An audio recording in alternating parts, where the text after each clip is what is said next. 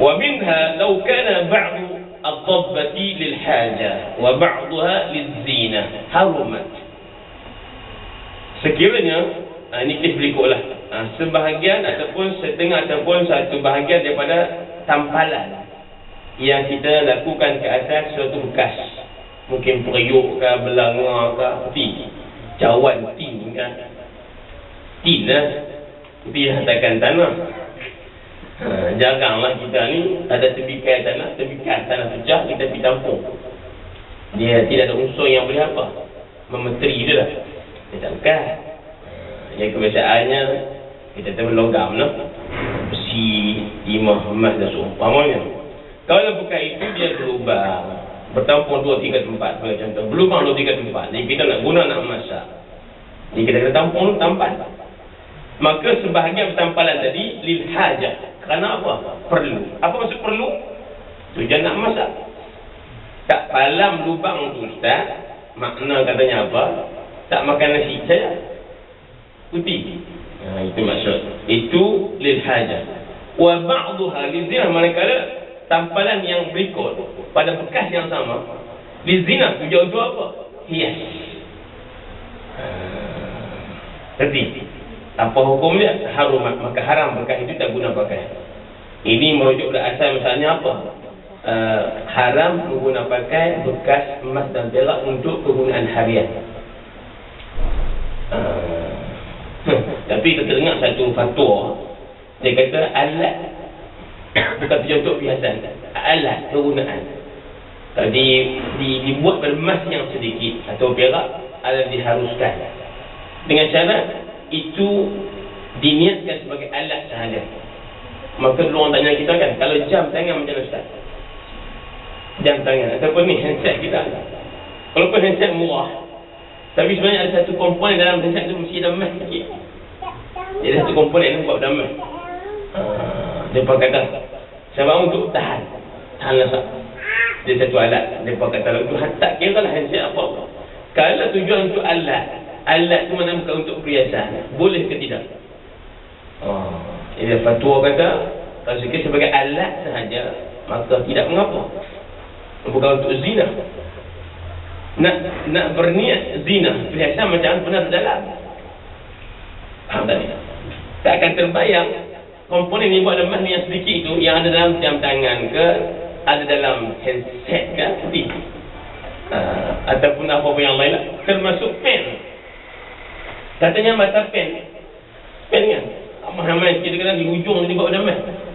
Mata itu, yang tu bukan tujuan zina, itu untuk kegunaan alat.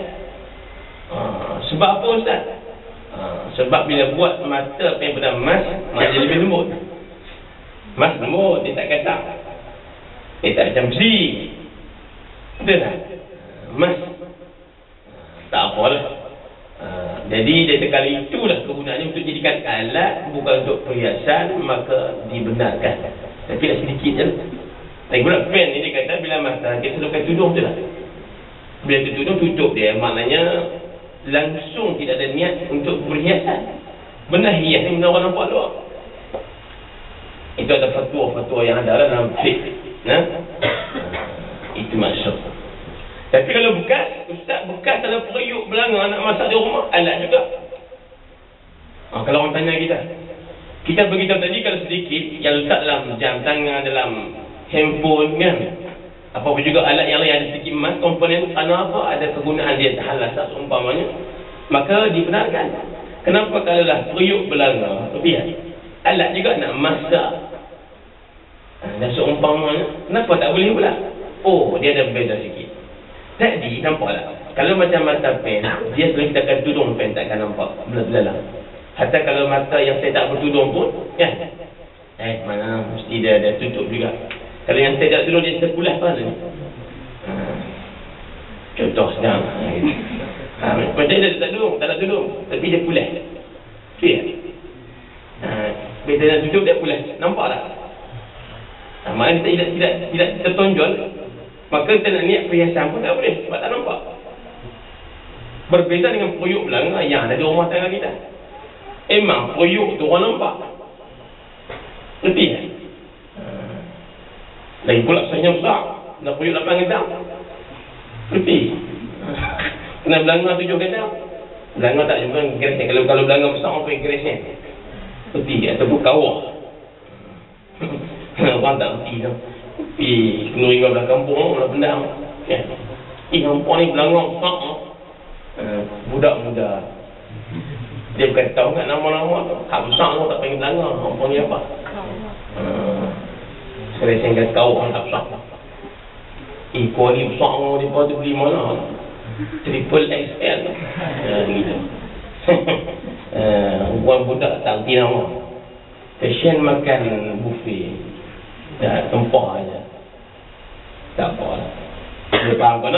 Bila dalam bekas yang berlubang tak hidup 3 tempat, sebahagian tertampal kerana hajat nak guna, dan sebahagian tertampal untuk apa? Tujuan pihak niat begitu. Maka haram bekas itu guna. Pasal apa Ustaz? Iza ijtama'al halalu wal haram ghullibal haram. Mudah lagu tu. Baik.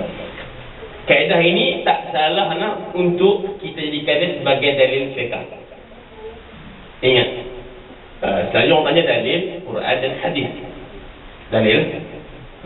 Ustaz, kaedah fiqh boleh dijadikan sebagai dalil? Jawapannya boleh pada pertamanya kaedah yang 5 sebelum. Dan segala kaedah usul fiqh yang diittifaq kata sebagai kaedah. Yang keempat, mana yang 3 ialah apa? Qawaid 40. Antara yang kita boleh dijadikan sebagai dalil. Kalau kita Ustaz, macam mana cincin suasa ni haram pakai bagi lelaki? Suasa kenapa haram? Kalau campur mahal Nabi, dalilnya mana? Kita baca kaedah tu. Iza ijtamal halal wa haram, boleh haram. Sah sebagai dalil. Sebab apa Ustaz? Sebab dalil ini, kaedah ini kaedah antara yang diittifaq ramai kata sah sebagai kaedah. Adapun kaedah yang syaz, maka tak boleh. Tak boleh sebagai apa? Sebagai dalil hukum. Itu maksud. Itu kita belajar dalam asas qawaid fiqh. Baik, sambung.